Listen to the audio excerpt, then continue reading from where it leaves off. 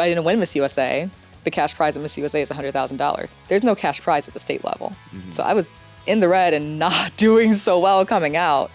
So Big Brother really, it changed my life in the sense where, yes, I will still have to work, but it changed my life in the sense of I have so much more freedom to pursue whatever it is that I want to do now.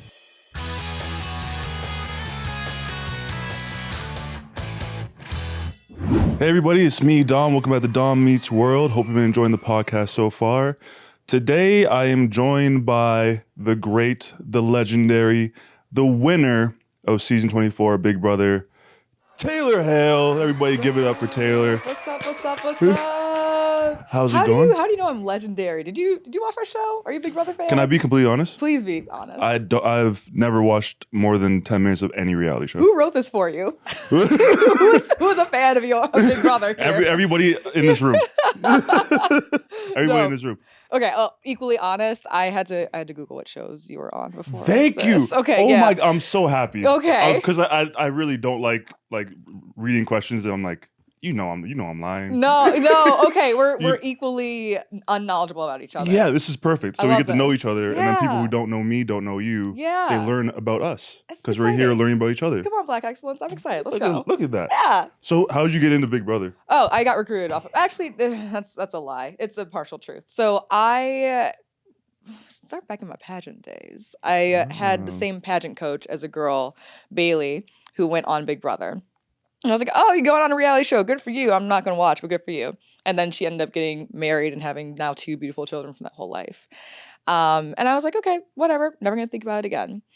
And then I heard about the Cookout. And the Cookout was the season before me, 23. But season 23, Big Brother, the mainframe show, never had a black winner. 23 seasons of never having a black person to win the show. The Cookout was 6 different black people, because they finally had enough black people on one show to make an alliance. They made an alliance. It's the most dominant alliance to ever exist in the history of the game. And they ensured that they would have the first black person to ever win, Xavier Prather. So X won, and I got looped into that because my black-ass algorithm said, hey, Negroes doing things, come check this out. And I was like, okay. Yeah. So I watched that show in real time, said, wow, that's great. Never gonna watch it again.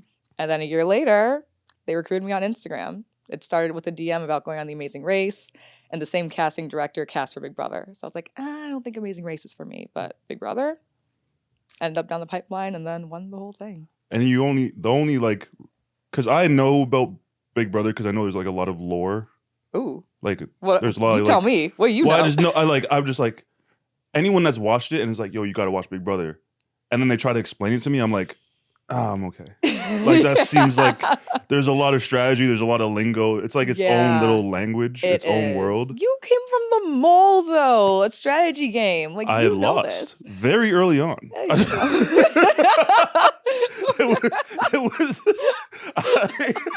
Okay. It was all about deception, betrayal, lying, manipulation. And I walked in there and said, I'm not doing any of that. Boo, loser. And then lost. Got sent home. Yeah, you get your ass beat. And then on they were Big like, Brother. let's give him a second chance. Everyone was like, no, we don't want him back. Damn. Oh yeah, because you did the thing in the car with the codes. See, I watched.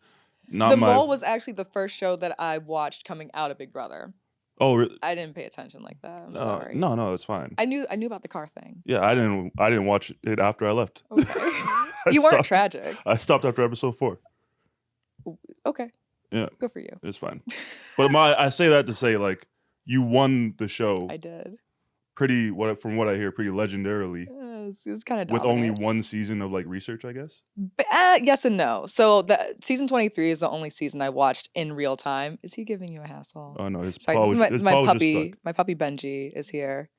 Oh, that's so cute. You got a new uncle. You got a new uncle.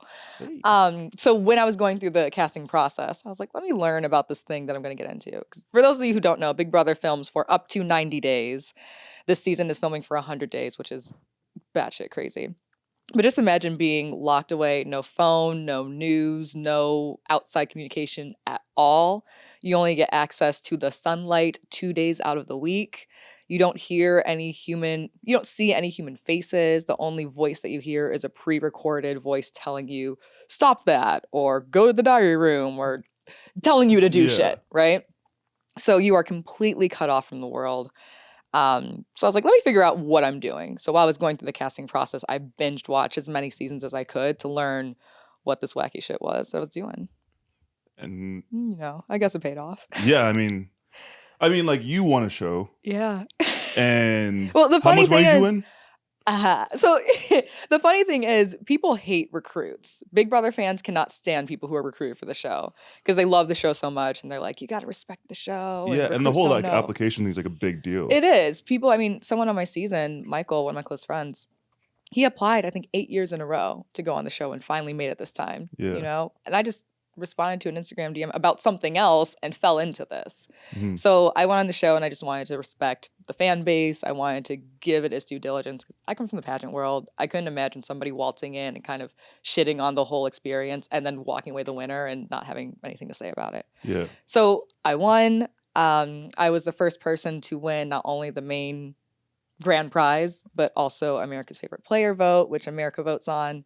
And so I walked away with $800,000 from the whole game. Oh. Yeah. Wow. Yeah. Yeah. Congratulations. It was crazy. That's insane. It was truly insane. And, I mean, first Black woman to win the game, the mainframe version of the game. First person to win an 8-1 vote. I was the 8th woman to win the game. 8's my lucky number, so there are a lot of weird ways that came into play there. But, I mean, I think I'm also the first person in the U.S. game to have been up for eviction the first week and then win the whole game in the end. So like, it's just this crazy story arc of playing from the back foot the entire time, severely ostracized and bullied, which is a whole other conversation, and then coming out victorious. So yeah. I'm really, really grateful for the whole time. Is it like a toxic kind of like, because I mean, it's a bunch of people in a house and I was in a place with a bunch of people in a house. Your house was so sick though. It was really cool. No? It was better in camera, I think. Okay. Yeah. All right. I think, but I was on a studio lot. You had a real house. Yeah, but they're all kind of like production-y. Yeah. Like they're all kind of like redone and like you look up and like the sunroof is covered by like sheets and wires. And, yeah.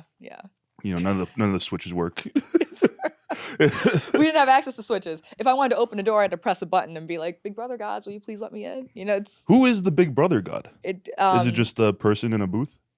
Have you ever met them? I have had the privilege of knowing the faces behind the camera.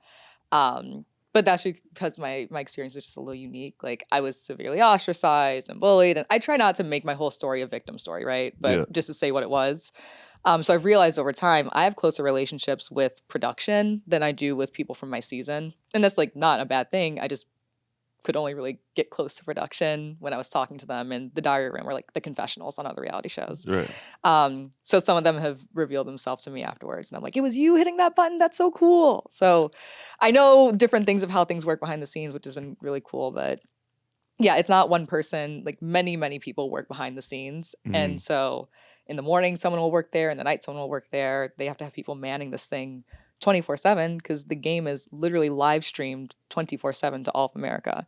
So, like, I know we're recording this for purposes of being recorded, but imagine we wrap this up. I'm like, okay, let's go have lunch after this. And you're still being that watched. Whole conversation, these lights and everything would be cameras, and we're talking to each other, and that normal conversation is broadcast to all of America. Oh yeah, because there's like a 24-hour feed. 24-hour live feeds. Yeah, there's a camera in the bathroom. Oh, even when you pee? Yeah. People can watch you pee? That one doesn't go out to all of America, but the producers can see what you're doing in there. Yeah. People get freaky on Big Brother? I had sex on the show. Oh, you was getting freaky? I had sex on the show, yeah. You a little thought. I don't know thought. We do your thing. That's a whole other thing. We'll talk. I mean, look, I hooked up with one person on the show, and then I dated somebody else that I actually had a connection with after the show, and then he and I broke up, but he's my best friend to this day. So it's been an interesting, crazy This is insane. experience. You had like the complete opposite experience that I had on a reality show. That's I insane. think I combined both of your shows into one. Like, I got my dating experience out of it. I got my competition out of it. Yeah. Like, you won money. I got trauma. You hooked up and became best friends. I hooked up. It was drama all over the internet. It was just nonstop trauma for me. Ooh. I won, I got nothing. That's why you have like double my followers, though, I'm a little too peace and love. Take the 800K. Yeah. Take followers don't translate into dollars. Not always. I know that's right. But hey, after taxes, still, I'm still Still sitting take pretty. it. I'm still sitting pretty. I'm Actually, not complaining. honestly, can I borrow $20? I got you. Hit me with your Venmo. Yeah. So I don't know if you know who Todrick Hall is. He's this big creator, performer, YouTuber, and transitioned into like real performance. I feel bad about saying real performance, but you know what I'm getting at. Yeah. And so he is a massive Big Brother fan. And so after every season, he'll open up his house to the players of the game and be like, hey, you need to decompress, stay in my house. He goes out on tour and it's just like the whole cast can stay there. And then he and I create a stronger friendship. So whenever I come to town, I just kick it at his place because he's usually out on tour. It's like that's a sick. full master bedroom with a pool and a hot tub. And it's wild. The Big Brother, it sounds like everybody's kind of like, it's like a nice little family. Oh, never mind.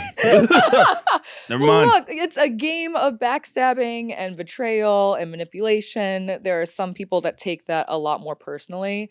For me, it's like, I love reality TV. I knew I was signing up for this type of game. I really wanted to go into the game and be like, you backstabbed me. Good job. You got me. Let's go get a drink after this, right? Yeah. And that's how I feel. I think if I were to go back and play the game again, I'd probably feel that way. Mm-hmm.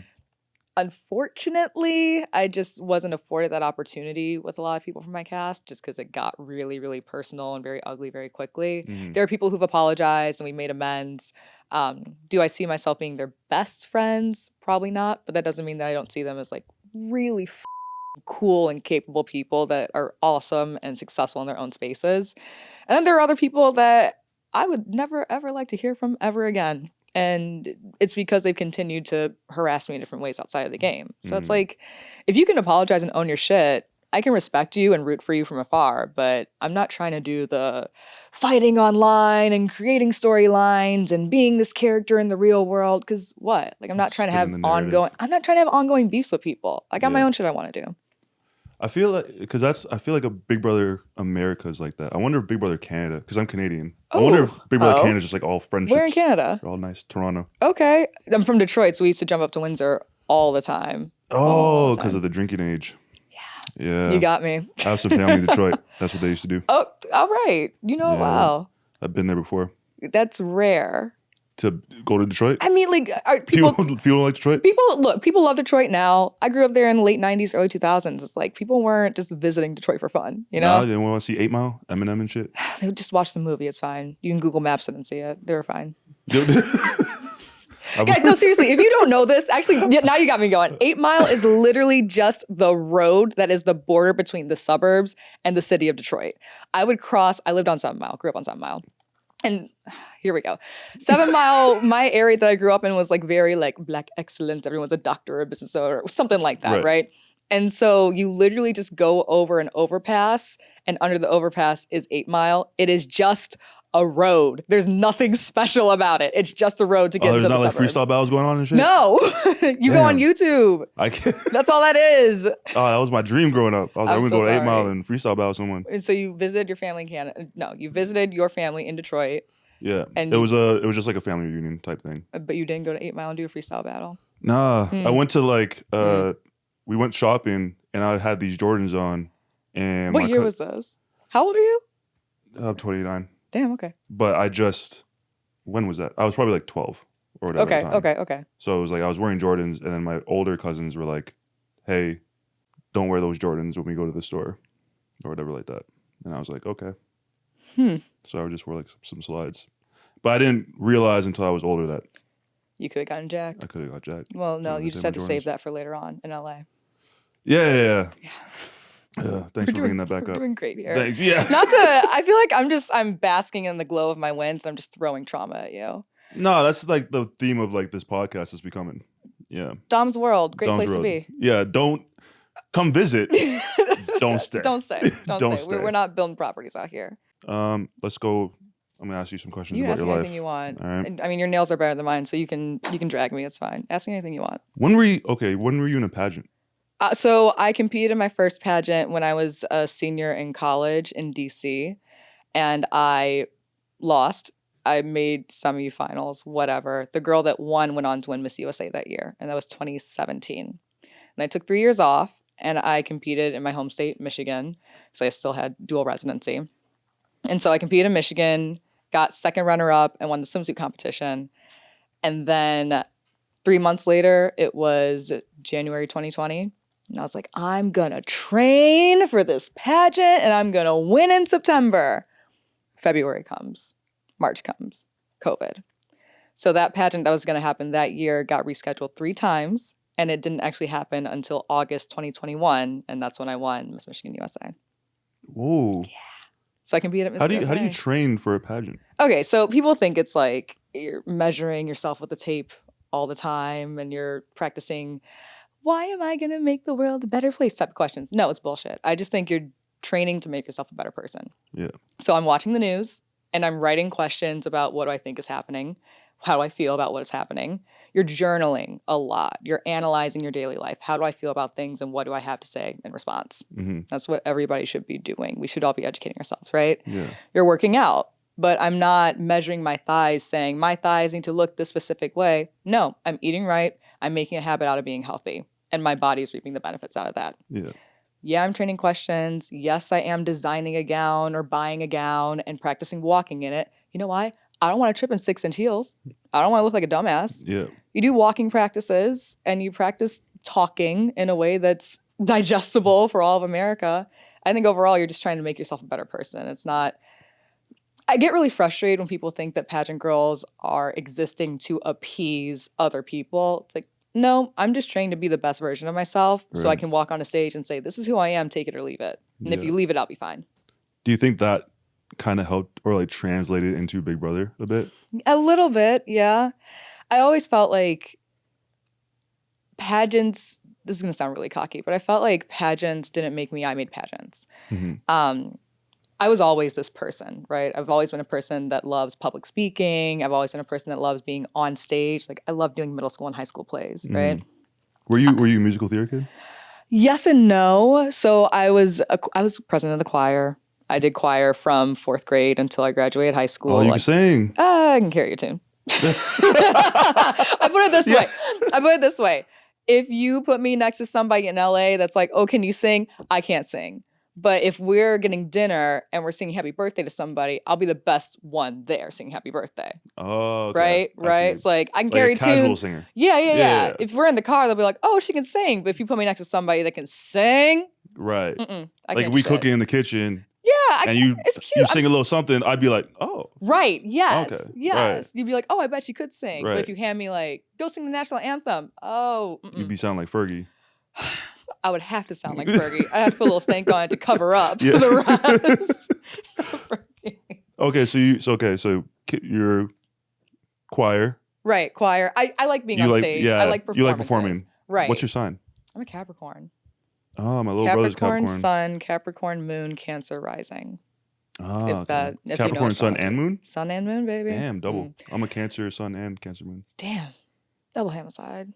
That's a lot. Okay, well. You don't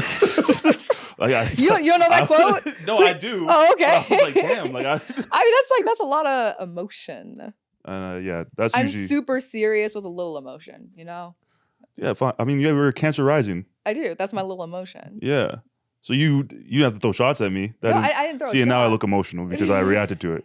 You know what? I don't give a Damn Cancer. Don't give a sure. You can say you give a It's okay. Well, no, I don't. Okay? He's a liar, America. I'm a Taurus rising, and I'm stubborn, and I'm staying on that fact. Oh, my God. Okay, so you're double water and minor earth, and I'm double earth, minor water. Yeah. This is fun. Yeah. This is why this is so psychotic. Yeah. So far. I mean, my little brother is a Capricorn. Yeah. What That's is my best friend. That's so sweet. Yeah. I'm an only child, so I don't know what that's like. Friendship? Siblings? Weird to me. That's why I have a dog. Oh, that makes sense. Oh, yes. So you're an only child? I'm an only child. What's that like? It's great. I don't have to share shit. I know. You're like the center of attention. You're like the favorite. By default. Yeah, by default. How do you think that makes me feel? It's better than not being the favorite, and like there is no default. It's just like You say that. I like your little brother better. Damn. Okay, I was gonna say it looks like that's some personal stuff you're saying, but true.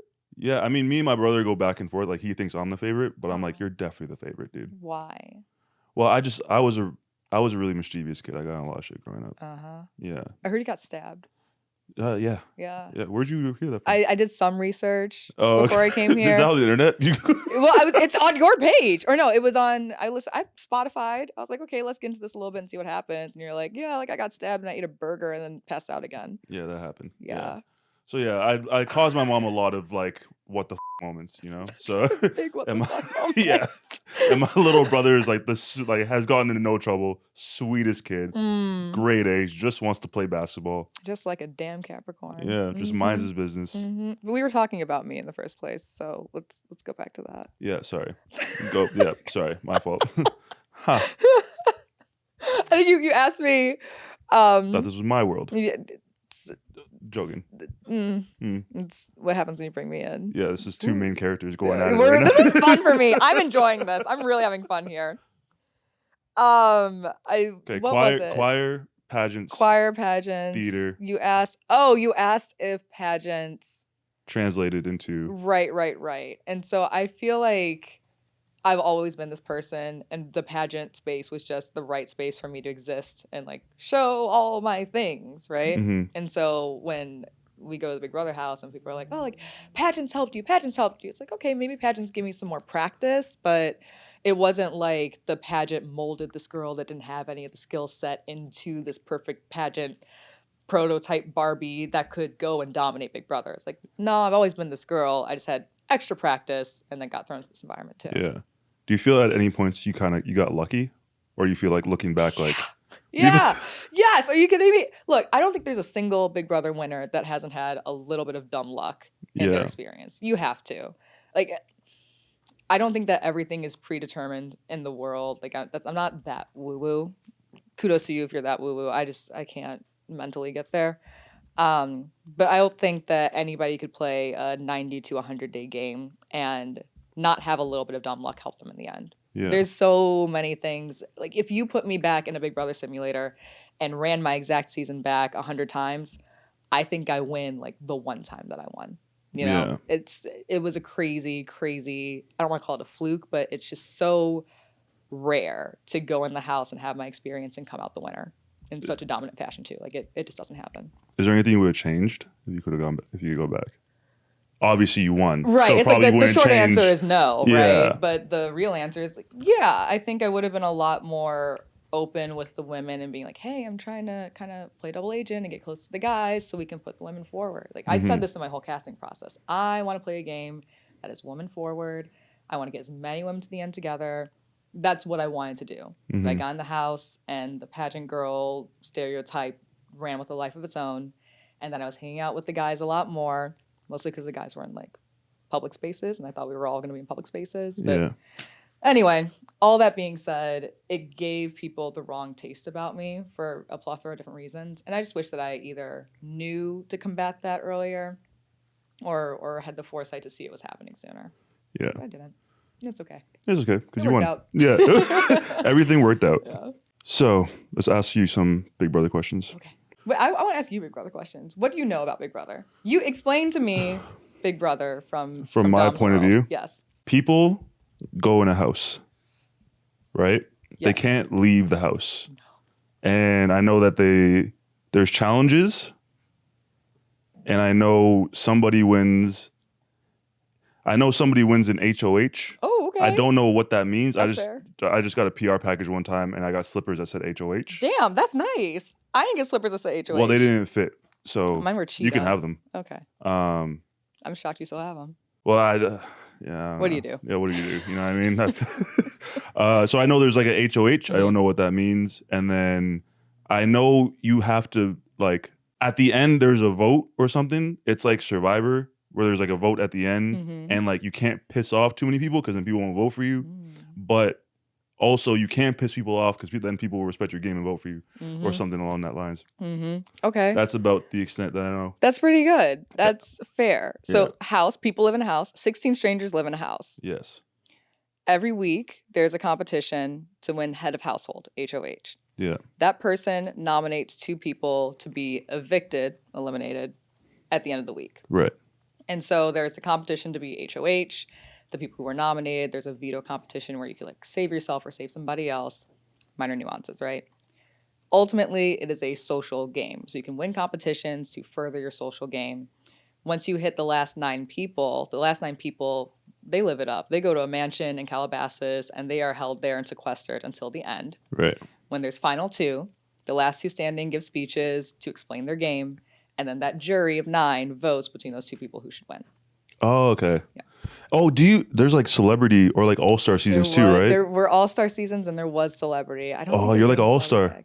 You can be all-star. We'll see. I mean, would you do it again? Here's my stipulation. If they do an all-star season, because here's the thing, I won in the most dominant fashion. I'm probably the one that has the most to lose as far as like the legend card, right? So you're kind of like the Michael Jordan. That's a crazy. Big Brother right now. If I agree to that, I'm gonna get dragged on the internet. That's crazy. I'll say it. You're like the Michael Jordan. Those are words that were said. A Big Brother. That I sat here You're while the they were GOAT. spoken. You know, depending who you ask. Yeah. There are other amazing players. To be honest, I haven't heard a word you say. All I hear is bah, bah. That's all I hear. So just edit this whole thing, just me buying. Yeah, it's just you buying. Just you know me what I'm saying? I understand the dog when I understand you because you're the GOAT. So I'll take it. I will accept it for this venue. But it's like if we do an all-star season, my requirements are that it's a 28-day game. I'll do like a 35-day game. Hell, I'll do a 45-day game. That's stretched, right? It's got to be condensed season. You got to have other people who have won the game, okay? Because I don't want to be the only winner because I step inside there the first day. They're like, get her the hell out of here. Right, yeah. I famously survived the chopping block 6 times my season. Yeah. So if you put me on the block, you got to get me out quickly because I will come back. Yeah. So, yeah, we need other people that have like high stakes as far as competitive reputation. No, of course you're gonna need you're the Michael Jordan, so you're gonna need the Kobe to come in. Yeah. You need LeBron to come in. I need Shields. You need the Serena Williams to come. You need, you know what I'm saying? You need all the people, all the all-stars to come in. Damn right. And get to work. Yeah. But yeah, I'm gonna give you the title. I'll take it. Thanks. Yeah. Dominant. Dominant. Did you just because of the name? Because of what? Dom's World, Dominant. Oh shit! Yeah, I did that on purpose. I believe you. I did that on purpose. That was on me. All right, can we go back to week 1? Can we? Yeah. Yeah. Let's do it. I'm gonna ask these questions as if I know what. This is so fun. No, I love this. This man knows nothing about Big Brother. He's smart. He's so smart. Did you take the ACT or SAT? I'm Canadian. I don't know what that means. Damn. I don't know what that is. All right. Dumb question. Yeah. Back to your I questions. don't know what my IQ is, but I know it's probably very low. Have more faith in yourself. Nah. No, you're so smart. No. You're so smart. I'm not. You are. Don't do that. Wow. Because people can think that. Some people might think that. I'm not. Okay. I'm not. I'm really not. I'm really dumb. Like DOM. Like really dumb. No. No. Like up here, nothing's going on. Just tweet. Yeah. Okay. The grinds are spinning, but they're not attached to anything. They're just flopping around. Okay. Yeah. All right. So the questions that someone else wrote for you are. I just come here and talk. I'm Can I pretty sub much in one day? I'll sub. Oh, okay. Yeah, you could sub in. That's fun. It probably wouldn't change. It probably might do better. Oh, you're a pretty boy. No. I'm down. I'm moving here in November. Shit, that's next month already. You're moving? Yeah. From where? Oh, are you still in Detroit? Barely. I say the Delta Lounge is my apartment more than anything these days. Literally, I haven't been home longer than 2.5 weeks since the show ended. And that was like a week ago, a year ago. Just like a week to the a year ago. Yeah, literally. Vacations? Sure. I mean, I could call it all vacation. My accountant wouldn't like that. You have an accountant? I want $800,000. Ah, true. Yeah. I couldn't be left to my own devices. That's terrifying. That, I guess, yeah. Well, okay. What do you do when you have 800,000? What did you do? What was the first thing you did? So... Wait, because I know this from reality TV. You don't get the money right away, obviously. You have to wait until it shows out. Oh, yeah. Okay. I mean, let's break down the check that I got. And then we'll get to the questions because I know someone labored very hard and I respect the work of hard labor. Yes. So I got off the show. You get paid $1,000 a week for being on the show. So that's why everyone's like, I just want to make jury. Because you want to get the full 13 if you can. So I thought that if you won the whole game, you don't get that $1,000 a week. You do. Right. So I got $750K grand prize. Literally, this is what's itemized on the check when it got delivered about a month after I won. It was hand delivered by UPS. in like a first class mail situation. He knocks on the door open. I was like, oh my God. And he goes, can you just sign here? I was like, yeah, oh my God. I open it up. It said grand prize, $750,000. Crazy. And then it said like weekly stipend or something like that. And it was 13,000. Like, this is crazy. And then it said America's favorite player, $50,000. Then it had California taxes, $50,000 removed.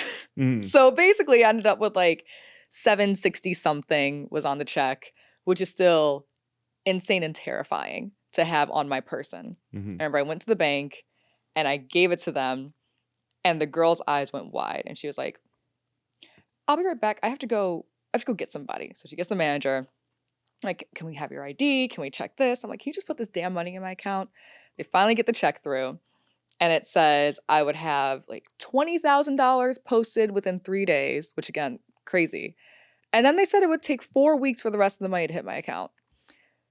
I still had bills to pay that I was not paying when I was gone. So I'm like, okay, I'm paying some catch up. I'm doing a little bit of this and that. And then when it finally hit and I had that 760 something in my account, or, a little more because I had some money before, but it was just this crazy thing of like, I don't want to touch any of this. I don't want to buy coffee.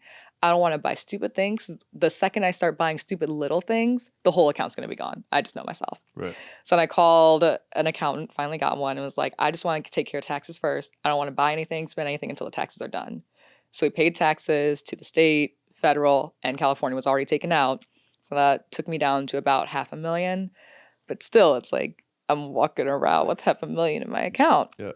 So I cut that in half.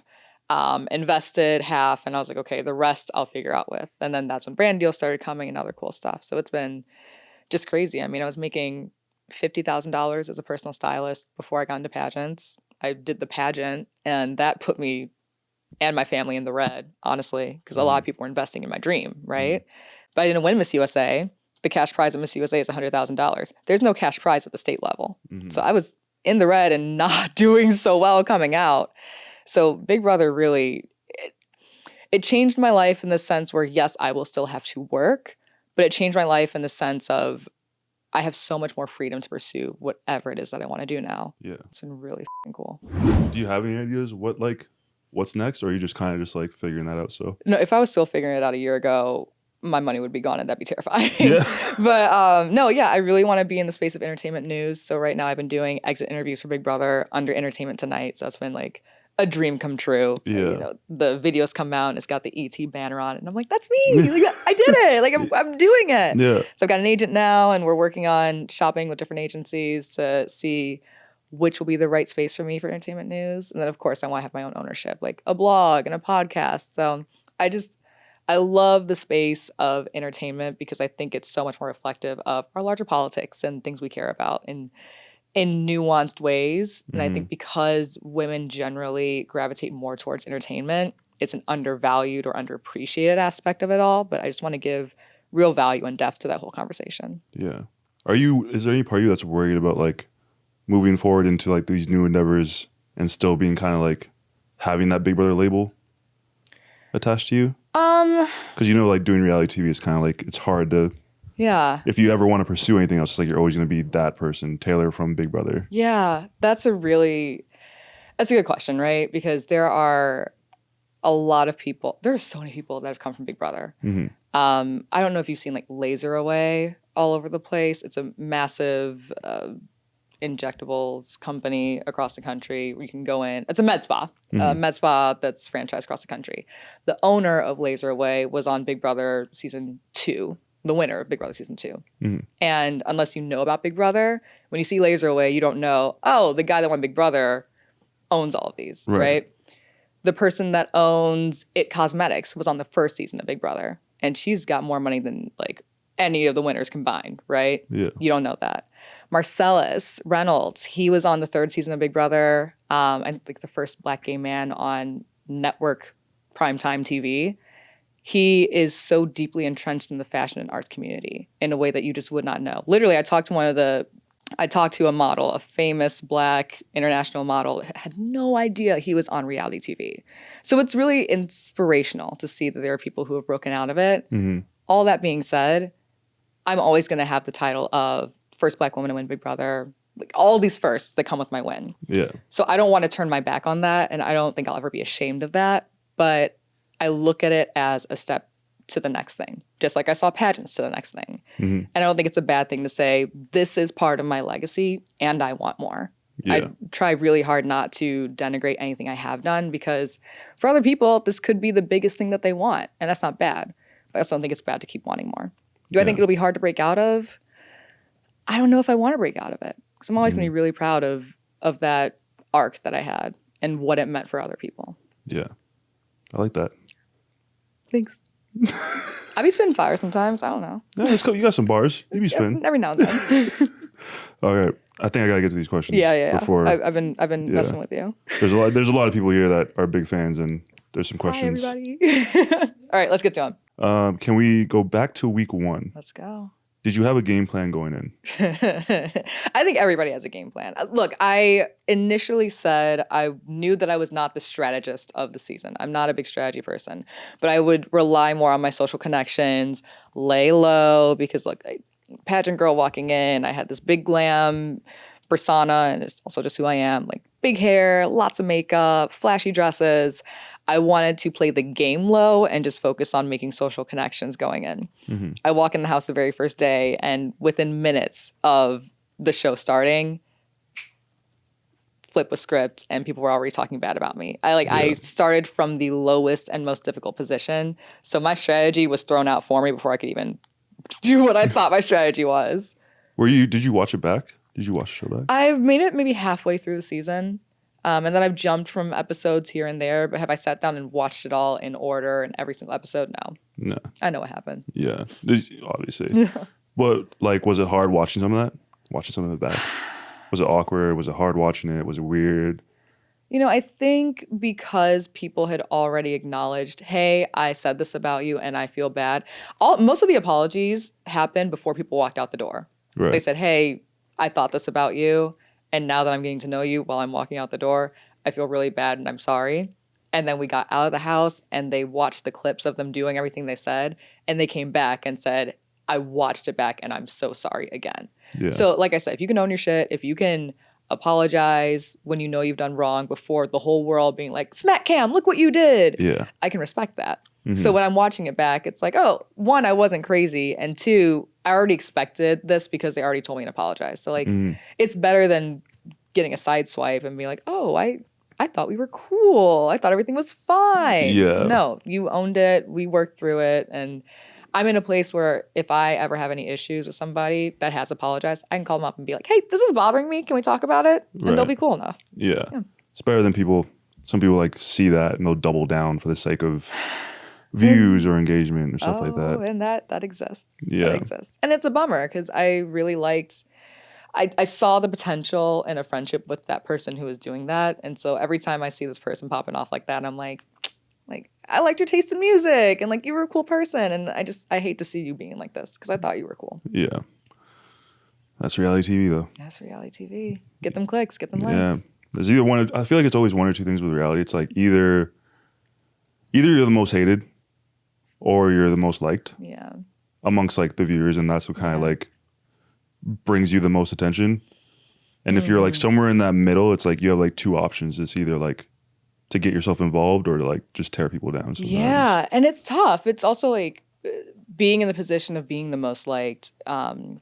It was I am the most liked, and anybody that doesn't agree with Taylor is a bad person. And I'm like, whoa. The nuance exists, and that's okay.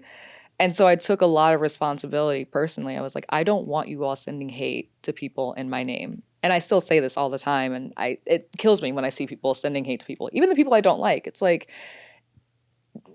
I would rather you send me love and uplift other people than dedicate your time to hating other people, because that's just going to get them fuel to fire, or it's going to push them into a darker place than they need to be. And I don't want that happening in my name. Yeah. I don't know how long I can say that, 1, without it being effective, and 2, without sacrificing my online persona to defending other people.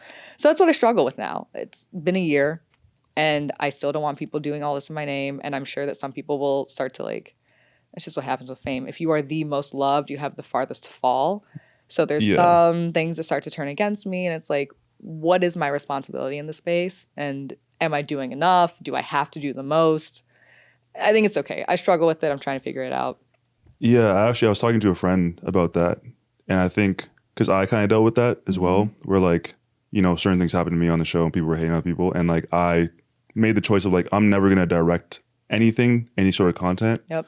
and instead I like would pivot it back onto me. I would just make fun of myself Yeah. on the show, but then it turned into it was like, oh, he's just making fun of himself, but then it was like because I was like on this pedestal, it took one little feather, and then all of a sudden was like someone was like, all he does is play the victim, and then everything starts to fall apart. And I was talking to a friend about that, and he's like, at some point you just become numb to it. Yeah. You can't control anything. You just focus on what you can control. Yeah. And that's all you can do. How people react, what people say, however people want to place you in that world, you can't do anything. The more you try to fight it, the quicker your castle crumbles. Yeah. And you can't lose yourself to that. Yeah. That's all it is. So that would just be my advice. Like eventually you just become like numb to it, and I've seen comment threads about me or whatever that have just like, they escalate so quickly. So fast. I hope you never go on Reddit. Yeah. Yeah. Oh, well, I hope you never go on a Reddit that is dedicated to you. I used to, and then I deleted. I deleted Yeah, Reddit. we gotta get off bad. that. I got off that. It's real bad out it was there. bad. But yeah, that would just be my advice. Is like it becomes numb eventually, and then once you find that numbness, there's like a beauty in that numbness, a freedom in that numbness of like you just look at a shit ton of comments, you're like, Next. yeah. Let's go to let's go week 6. He's like, oh, what a jump. Oh yeah. Oh hey. Whoa. Week 6. I want to know about this competition. In week 6, The wall. played the hardest Big Brother.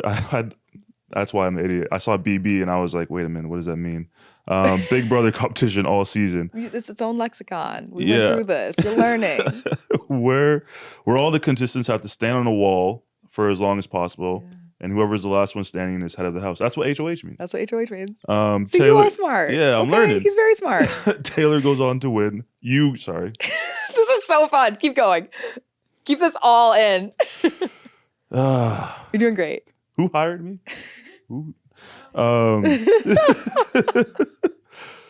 You go on to win this in under 46 minutes, which is one of the quickest finishes to that competition. Is there a question? I thought it was. Do you have thoughts? Oh, there was. I have sparks. nothing. I have nothing in my brain. Yeah. What did I just ruin? Oh, okay, there it is. Yeah. The lamp part. Thoughts? Yeah. On the wall. Thoughts. Okay. Commentary on competition. Do you understand what the wall is in any capacity? Okay, so there's a wall. Reread the question. There's Okay. a wall. This is great. Yes. And you have to stand on this wall Uh-huh. for as long as possible. Yes. Seems pretty. It seems very straightforward, right? Yeah. So imagine this wall has it tilts forward, and it has like 4 different positions. So you have 1, 2, 3, and 4, and so it's a really popular. Let me get close to the mic. It's a really popular game that everybody gets really excited about. And so when you climb onto the wall, you're literally scooting against the wall until the game starts, and you have grips on the wall that you hold on to. Mm-hmm. So we have goggles and hats, and they throw goo at us, and they throw water on us, and they hit us with like crazy wind. And I think this season they had these giant meatballs, which were just like giant balls that they would swing and smack at people. So it's very, very physical. Okay, yeah. And you just have to hold on for your life while it tilts forward. So it's very core forward. I'm a Pilates girl. I'm not like... You got that Pilates body. Yeah, I'm not a CrossFit bitch, okay? Good for them. I'm not doing all the run and jump and everything. We're extending and leaning and heavy core. Mm-hmm. So the wall was perfect for me. I barely felt any tension in my body. But also I've heard they are intentionally making the wall harder because this thing used to go on for hours. Like, I think the longest one was about 2 hours and something minutes. Oh, someone just holding on to the while the wall, it's like tilting forward. And literally... like they'll just hold it on the furthest setting to get someone to finally fall, and then they'll go back until you have the last person standing, right? So over the seasons, the production team is like, we want to go home. Like, we don't want to man this operation for hours and hours anymore. So they made it increasingly harder. So there's more water, more things thrown at you, more tricks to try to get you to fall off the wall. It was so cool for me because there are so many ways that the Big Brother games in the current era favor men when it comes to physicality or strength or height differences. There are small nuances where men just perform better in competitions. And like I said, this is a social game first, but the easiest way to curry favor and power in the game is to win a competition, because that's when people come to do deals with you and make social connections. So there were a lot of moments in the Big Brother house where I felt like, am I not as competitive as I thought I was? Am I not as capable in all these different ways that I thought I could be? And winning the wall just gave me that extra confidence to feel like, no, you are just as capable as anybody else. When you are completely isolated in that space, to win something like that you know is going to matter to people outside. And that competition specifically was live streamed when so few are live streamed. Yeah. It was just cool to be like, oh, this is a moment not just for me, but the whole world gets to share in it too. So that's by far just a really, really exciting accomplishment that I have. I love that game. That's why you're Serena Williams of Big Brother. All right. You know, that's why. This is fun. I like it here. I get compliments. I get to talk. Yeah. My dog's hanging out. Yeah. You're not terrible. Oh, well. Yeah. I guess that's the best. I feel like that's the best compliment I'm going to get. No. I'll give you the compliment train at the end. Right into this one. Your iconic and historic speech at the end. Go on. Did you rehearse what you were going to say? I did. So I lost. If this is so game forward, I'm sorry. If this is boring to people, get better taste. So the night before finale, I lost part 1 and part 2 of the final head of household competition. If you win part 1 and part 2, you compete live on finale night in a competition that if you win that last competition, you decide who to take with you to be the last 2 standing, so the jury decides. Right. So if you win that competition, if you make the right choice, basically you're ensuring I'm bringing the person with me that I know I'm going to beat. I lost part 1 and part 2 of that competition. So my fate was in the hands of whoever won part 3 of the HOH competition. Right. Now, the good part about losing both of those things is that instead of studying all these stats of Big Brother that had happened in my season, I got to dedicate that time into thinking about what my game was throughout the entire season. And I had the time to sit in the bathroom by myself and craft a speech that I felt exemplified my experience, why my game decided to be a win-worthy game. And so I practiced it and I thought about it. I had like a general outline. And here's a secret that a lot of people don't know. When you are in the DR, if you're on the block, when you're in the diary room, you actually have to say your speech to the person in the diary room. And they'll be like, oh, you can't say this because like we might get a copyright or something. Or like if I wanted to quote a song, too many words of the song couldn't be used because they could get slapped with something, right? Or like I wanted to mention the Grammys. I couldn't say the Grammys. I would have had to say like an acting award. So they basically have to hear your speech before you do it to know, okay, you can say this, you can't say that, right? Well, I'd done that at that point 5 times because I've been on the block 5 times. So I knew what the power of a speech could do. I'd seen it work. I'd seen it save me multiple times before. It was always about social connections and giving speeches. So taking that time to craft it and to practice it was important to me. But I wasn't the only one that practiced the speech. I am not a victim. I am a victor. Yep. All right. So you see what I was saying about merch? Yeah. I'm a little late. I'm like a year behind, but I think it'll still hit. I don't know. Just sell swords. That feels like a liability. Just sell weapons. Yeah. I'll be an arms dealer now. Yeah, to children. Sure. Inspired by Dom. You can take the legal responsibility on that one. Yeah, in case. I didn't say it. Yeah. Wait, I have to ask you another. What was that? I forgot this is a dating podcast. This is a dating podcast. I think so. Sometimes. Okay. Is Dom? Is this just how you date people? Are you asking me if I'm single? No. Well, are you? Yeah. Are you? I am. Okay. Yeah. How's that going for you? It's going. Okay. I mean, there's no really other way for it to go. I feel like you could be like, I've been going on great dates, but I'm realizing I need to focus on me, or like, I'm not looking for marriage, but I'm having fun dating. I don't know. I have been dating, but I'm learning a lot about myself because I'm not usually in the dating pool. Okay. And now that I'm in the dating pool, I'm learning a lot about myself. Are you saying you're usually in like long-term relationships? So you're not usually okay. I'm like a serial monogamous. Oh, lover boy. Yeah. Okay. And now I'm like dating. I'm in the dating pool, dating around, and I'm learning a lot about myself. And I'm like, I shouldn't date around. Okay. Like your heart gets caught up too easily with everybody. And yeah, it's like one of those things of like I thought I was good at this, and now I'm realizing like I might be a bad person. So. Ooh. So. This is my podcast now. How are you a bad person? Well, I just like there was a period of time where I was like, okay, everyone, especially like dating shows, everyone gets chosen to be on a dating show because there's something wrong with you, right? Ooh, okay. Like you have one little quirk. There's something wrong with you. That's great. And I look around at like castmates or people that I meet in the dating space or whatever. I'm like, there's something wrong with you. And then I'm like, that would mean there's something wrong with me. What is that thing? So I've been trying to figure out what that thing is. You don't know yet. And I've been dating day pool. I know what that thing is now. Okay. Yeah. And it is. I don't want to say. Why? I feel like this is because I'm still trying. I'm still dating. Are you grappling with it? Like, you're struggling with it, and we don't want to acknowledge it? No, I've acknowledged it. I understood it's a thing. Okay. But I'm afraid if I say it out loud, it'll ruin my chances of ever going on a date ever again and figuring that out. So what I'm hearing in my years of therapy practice, because I'm a medical practitioner, it sounds. Are you in therapy? Yeah. Okay. Good. I know what it is. Right. It's okay. This is what it is, and this is going to get really deep for a quick second. We're here. Right? Yeah. I'm a serial monogamous, I'm a lover boy, but I'm also really independent.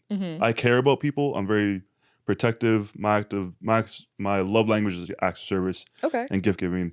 I love making people happy, right? Yeah. But I think subconsciously, due to abandonment issues when I was a kid, whatever like that, I like doing that for people because there's something in that where I can't do for myself. Like there's something empty in here that I can't do for myself. And especially now, I think it's gotten worse with the newfound like fame, influencer, whatever world. I'm with you there. Yeah. It became worse where it's like love. I'm like trying to figure out. I'm like, is love like the meaning of life? Because love is like the one thing that I can't. It's like the one high I can't give myself. That's the one high that somebody else has to give me in order for me to feel. So translate into the dating world, it's like I want somebody to love me so bad. Yeah. That I'm just like you're putting that on somebody else, and that's not healthy. Not only put it on someone else, but when they feel the same way, you know what I mean? Yeah. It just creates a really like quick and toxic. Right. Like you're way too codependent. Yeah, it's like I love bomb, you love bomb, and it's like just bomb city. It's like now the whole city's decimated. Okay. All right. I think maybe like love fireworks. Let's get to the fireworks part. Yeah, that's where it's like self-awareness, I've realized that and like I have to adjust that. That's good. But I was new to the dating pool and now I'm retracting. Yeah. I think we do our best not to harm other people, and as long as we're learning about ourselves and taking ownership or responsibility, then that's okay. Like that's kind of what dating is for. It either is going to work or it doesn't work. Yeah. I get a lot of shit for that with my last relationship. Like I said, I hooked up with one person on the show, but the person I actually dated was the person I had a deep ongoing connection with on the show first. He got eliminated in this crazy twist, and everybody who was part of that came back and told me he betrayed me, yada, yada, yada. So I didn't hook up with this other person out of spite, but I was like, okay, like this guy never cared about me, then like I'm free to do whatever, I guess. Yeah. That person is who was in those final two seats with me. So I get out the house that night, I see Joseph, my now ex, and turned best friend, and he was like, yeah, like I never betrayed you. And everybody who said he betrayed me was like, yeah, we kind of went a little far with that lie. I was like, damn, that's crazy. We dated for about 6 months after the show, and it was just like this beautiful love and mutual admiration and respect that was based in a friendship. And when our relationship ended, I remember telling him like, the love that we had and have as friends and have as like romantic partners, as lovers now, let's just take all of that and put it back into our friendship, because this breakup would be so much harder for both of us if we lose each other as friends. Yeah. He's my best friend to this day. Like I was just on the phone with him before I walked in here. yelling about whatever on speakerphone because I be calling and just bitching to him all the time. Yeah. It's like when we broke up, the jailers, that's what they our fandom was called. There was a lot of accusations thrown my way. You just did this for clout. You did this relationship to just rope us in and just like you sold us the story and you did it for more followers. And I'm like, a relationship is either going to work or it's not. Mm-hmm. And I was in a position where I was saying this relationship is not going to go where I thought it was going to go. And I ended it. And I preserved the friendship. And I'm really, really proud of that. And I'm proud of the relationship we still have. But it really hurts these days when I get that thrown in my face of like, I thought you said he was your forever love. And I was like, well, I thought he was. Yeah. And he's just not in that way anymore. And that's okay. Yeah. So I think that's kind of this whole dating in the public eye, the thing that hurts the most. It's like people latch so deeply onto you're selling an image of your relationship and this, and that. And it's like, well, you have an image of regular Joe Schmo. You have an image of what your relationship is too. Yeah. It just, you're fortunate enough not to have to be doing that in the public eye. So Exactly. it's interesting, but yeah, I still get frustrated when people try to throw my relationship in my face. It's like, I love somebody and it didn't work out. It's okay.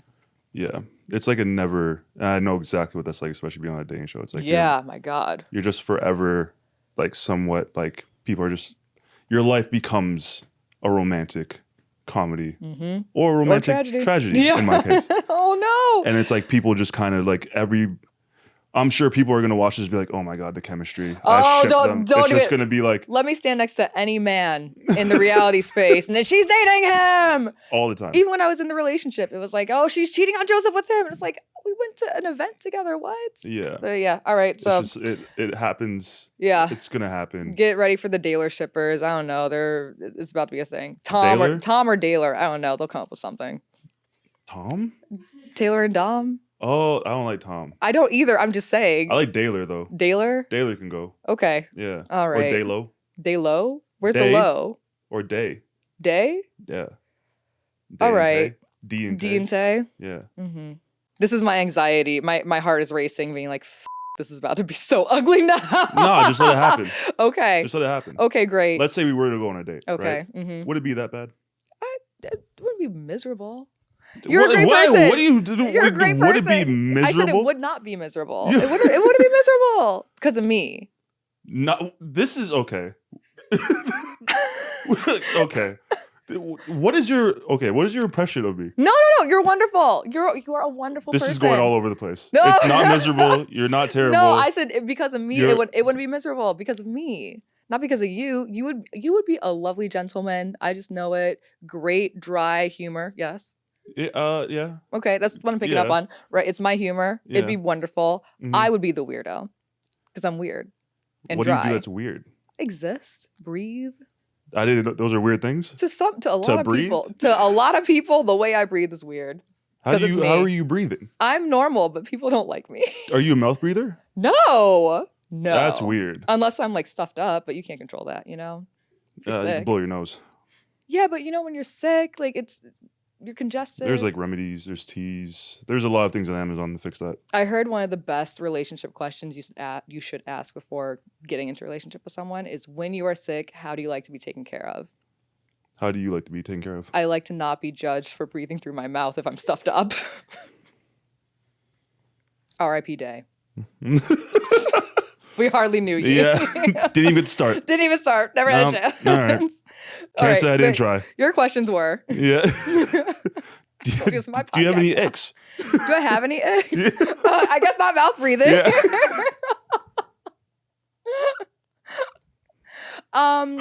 My biggest ick is probably a man that complains all the time. Not even a man that complains all the time, but a man that critiques all the time. You either like me or you don't, you know? So don't critique and criticize me. If you don't like me, you can just go. Like I could break up with you, you could break up with me. Like you're not forced to be in this relationship. So yeah, I don't like men that are real picky about how women exist. And you can see it before you actually date somebody. If they're critiquing just women in the public figures who are women, if you pay attention, that's enough to show you like, actually, I don't need to be associated with this person. Right. Won't be healthy for me. That's smart. I just don't like men that talk about women. That's really what it is. Ick. I don't like baby talk.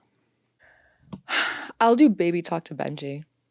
'Cause he's a baby. That's fine. Yeah. Yeah. But it's more like if you and I were in public, and it's like, okay, I gotta go put Benji in the crate. I've sang "You Are My Sunshine" to Benji a few times. It's nice. That's all right. Yeah. Because that's like your son. Yeah. You know? He's sunny. Yeah. But if somebody were to come to me and be like, oh my God, Dom, thank you. I'm like, no. We're adults here.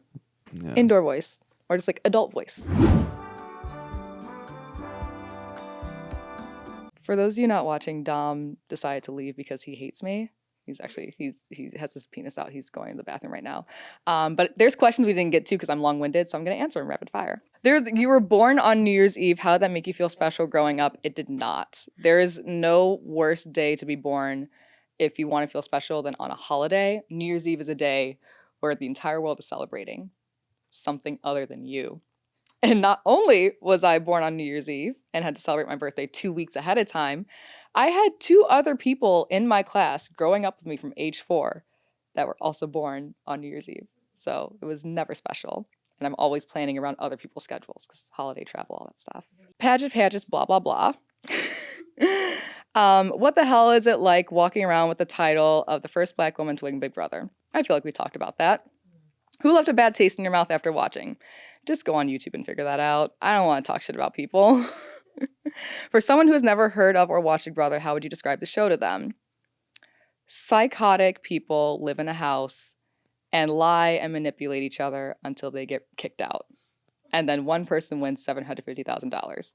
$800,000 if you're iconic like me. So there are some specific questions about the Big Brother game here. It's very evident that Dom does not watch the show. He admitted it. He doesn't know what the hell we're talking about here. And there's questions about my actual friends here, Michael and Brittany, not giving up on me, investing in me. And it's paid off because I'm going to Michael's wedding on Friday. Yay! Speech. House guest. Winning. Oh, the feeling. What is the feeling? Oh, Taylor, what are words? What is the feeling of winning Big Brother versus winning Miss Congeniality?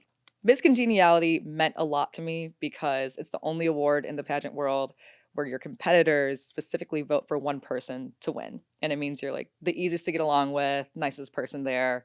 So that meant a lot. But it didn't give me any money. So shout out to Big Brother and the people that voted for me for a Mixed for a Player, because it's like winning Miss Congeniality, except there's a cash prize. And I said it on finale night. Damn. Dating life post game. If she brings up Joseph, do you still talk to Joseph? We are actually going. When does this come out? This will be November 8th. Oh, damn. Well, it'll be after the wedding. Joseph and I are actually going to share a room at Michael's wedding on Friday, so that'll be fun. Yeah. Right, Benji? Benji said, oh, shit. It's going to be drama. What is dating life like in LA for you? I don't know, but I'm about to find out because I'm moving next month. This is fun. What does my ideal man look like? Hot and kind. Rich nigga, 8-figure, that's my type. We're experimenting though, it's fun. Are you ready for some Reddit questions? I was born for this. Stories? I was born for this. Yeah. I love this. This is an ASMR podcast now. We're gonna read. We're gonna whisper. No, we're not. Okay. I owe you a drink. I owe you a cocktail after this. I've really just put you through the ringer a little bit. Nah, it's fine. We're gonna give advice I'm ready. on some dating nightmare stories. I give great dating advice. All right. Well, we're gonna find out if you do. All right. All right. Kill him. Done. Murder. It's effective. Homicide. Yeah. Manslaughter. Double However if you you want to do like. it. Bury them Ice in pick. the ocean. Stab them. Melts. Ice pick? Mhm. What? You stab them with an ice pick and it melts. What melts? The ice pick. Ice pick melts? It's ice. Oh, you're thinking like the actual tool. No. Yeah. No, like. Oh, you create like an icicle. Yeah. And then like I could stab you. You bleed out. Ice melts. Think about it. No. My concern is that you thought about this. Yeah. That's my concern. People have asked me. Yeah. This is actually the question that they asked me when I was joining my predominantly white sorority. How would you kill a man? Oh. Yeah. And that's how she told me she would do it. And that's when I was like, I'm in. This Alpha lore Phi. is terrifying. This is Shout out to Alpha Phi Iota Iota. So we were reading dating Sorry. nightmare stories. Okay, story number 1. Mhm. I once dated a guy who, when he let me stay at his house overnight and then left for work in the morning, locked me in the house What? and told me I wasn't allowed to leave the house without him there. Wait, Like, what? all the doors were key locked, front door, back door, side door, etc. We'd been dating about a month, seemed perfectly normal until that point. Yes, I got out. No, we didn't continue to date. How did you get out? How? I don't know. What's the advice there? What? What it just the scary thing here is that I believe her when she's like, there were no signs. Because a month of dating somebody, you're not gonna get this person has weird control serial killer type vibes there. Yeah. You know? I don't think there's something that you could be sharing a drink over on like the first, second, third, fourth date and think accurately, oh, this man is going to lock me in his home and not let me out. No, there had to have been some signs there. Maybe. First of all, you own. How do you even lock doors from the outside? outside. That's what's terrifying. You know what I mean? I That's wonder a how she certain got type of out. mentality. I think I know how she got out. How she got out? Mm-hmm. Windows. Ice pick. What? You just got to bring it back. You know? Full circle moment. Yeah. You picked the wrong moment. You for weren't full circle. following. You weren't Yeah. following. It's my fault. Anyway. Oh, like he came back and then she ice picked him. That works. We're creating our own lore here, and I like it. Yeah. Yeah. Our own story. Well, I just improv, feel like yes, and. there was definitely a flag somewhere in that month. What do you think that sign was? It's like, oh, let's play 21 questions. Like, what's your pet The peeve? first time, as soon as she went in there and he was just unlocking Matlock's. yeah, he's got like He was undo like, the chain, you chuck this one. Yeah, watch go over to my place. That was the first time I turned Oh, around. it's really safe here. Yeah. I feel so safe Yeah. with him because he's a protector, you know. Yeah. So I just feel so safe. Girl, Yeah, not a good. I hope Yeah. she blocked him. Block him. Ew. Call the police. Yeah, Block him. That too. That too. I'm okay. Next one. I'm Yeah. getting my mojo. I had to warm up. Met a girl at bar. She was already trashed. That sounded That's- like a country song. Met a girl at a bar. She was already trashed. Met a girl at a bar. She was already trashed. And then she proceeded to say, "Oh, I'm glad you came. A lot of guys don't come. Or if I do get a date, they don't call me back. Why do you think guys don't call me back?" I actually said, "I don't know. Do you start dates like this often?" Trashed at a bar already. Is that a night? Oh, I feel like that wasn't a date. yeah, she just Or wait, was that the date? Is it like Was it a we were date? at the bar and we met up? First date. And she Oh, she was already trashed? I was thinking like they're at a bar, Oh, okay. like it's like nighttime, and I turned around and this person's drunk at the bar, and she's like, I'm glad you came." And it's like you're drunk. I'm not your date. Yeah. That's what I had in my head. But Right. now I'm seeing something else. What's your reaction to this? Why? I feel like I we- have an unpopular reaction, but you give your reaction. I want to hear unpopular. My reaction is why the are we getting that shit faced on dates consistently? Therapy is the answer. Well, it didn't say consistently. Consistent enough for people to not be calling her back. So once, twice, thrice is enough, baby girl. But this could be, first of all, but how did she get drunk enough if he wasn't on time? Right? He must have not have been on time to give her enough time to get that trashed. So why weren't you on time? Okay, She wouldn't have got alternate trashed. reality, he was on time and she just threw back shots and was And like, she just "Let's came go, there baby." early? Right. Either got there. Well, that's like a safety thing for women. Like you want to be the first one there, you want to scope it out, feel safe. And then maybe she's like, "Oh, okay, well, this is a habit. And so I'm just going to knock a few back to loosen up." But what she considers loosening up is just getting f***ed up. Yeah. And now her dates don't call her back. I'm gonna lean on. I love blame the man theory. Like blame the man theory is, I like it. I don't know if it applies, but I'm gonna let you have this one. No, I'm just looking at like the logistics of things, right? Uh-huh. I'm not creating any backstory. Okay, I'm you not just creating did. Forrester. You said he was late. Well, that's what I'm saying. She said, "Oh, I'm glad you came." You know what I mean? So it's like she could have been under the impression like, hey, Right. like, "Oh, you came." Well, I'm you were surprised so that you're late. here. You were so late. I'm- I didn't think you were gonna show I up. didn't think you were gonna show up, so I was just gonna get trash and go home. Right. You know what I mean? But then she added in the bit of saying, like, people don't Call me Call me back. back. But that could have just been, she could have been exaggerating because, she trashed. People don't call me back. She could have been talking about, her friends. It's a first date. You don't do all that. Her friends? She could have been talking about her friends? She could be talking about anybody, She's trashed. Dom, I'm asking You got to give her the benefit of the doubt. I'm asking you to just those two gears that you said are going in that head. I'm just asking you to find one brain cell to connect it to and apply it to this question, baby. I'm applying a lot of things here. Uh, I'm just saying the guy shouldn't have been so quick to judge and be like, I don't know. Do you start days like this often? Don't judge. Maybe she's going through something. You know what I mean? Maybe ask her if she's okay first. Maybe offer her a glass of water first. water would be great. Yeah, maybe You know what I mean? Maybe he did. I'm just saying. I actually said, I don't know. Do you start days like this often? Don't be so quick to judge, my friend. Maybe and she's me had don't. a rough day and you came late to the date. Maybe you should have been punctual and show a little bit of compassion. And this is why you're a double Cancer and I'm a double Capricorn. This is why. All right, final story. Okay. I lived in Austin at the time and had 420 friendly on my profile, so I exchanged a few messages with a girl who was also 420 friendly, and we met for coffee. Before we even ordered anything, she asked if I had brought any. I did, and we smoked a couple bowls behind the coffee shop. Cute. Then she looked at her phone and was like, oh, I just remembered I have to go to work in half an hour. Bye. And we haven't seen each other since. That Sounds does sound like a nightmare. Yeah, that sounds like, you met up, you smoked some weed with somebody, and then you just departed ways. yeah. It didn't sound like no harm, no foul. No harm, no foul. Honestly, And it was her weed, right?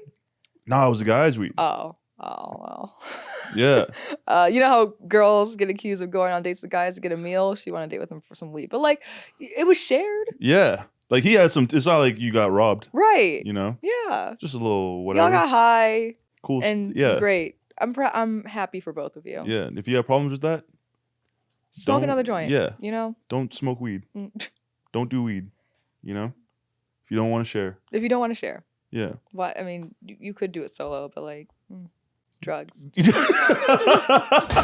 Thank you so much for listening to my podcast, Taylor Meets World, with my special guest, Dom. It's been phenomenal. Benji is going to see his double Cancer, Virgo, Taurus rising, Uncle Dom soon. Dog Whisper over here. And I cannot wait for you all to join us next week. Thank you. Thank you. Good job. Yeah, thanks for having me. Yeah. Thanks for having me. Yeah, you can follow me. You can follow me and my podcast at The Taylor Mac. Oh, that's a lie. What's my handle? Yeah, on Instagram, I'm The Taylor Mac, TaylorMack.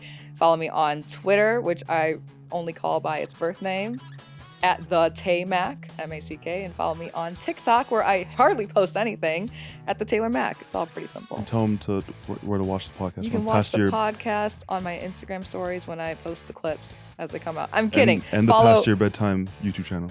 Say Past Your Bedtime YouTube channel. Past Your Bedtime YouTube channel. That sounds like Cinemax After Dark. Whoa. Okay. Follow, rate, and subscribe.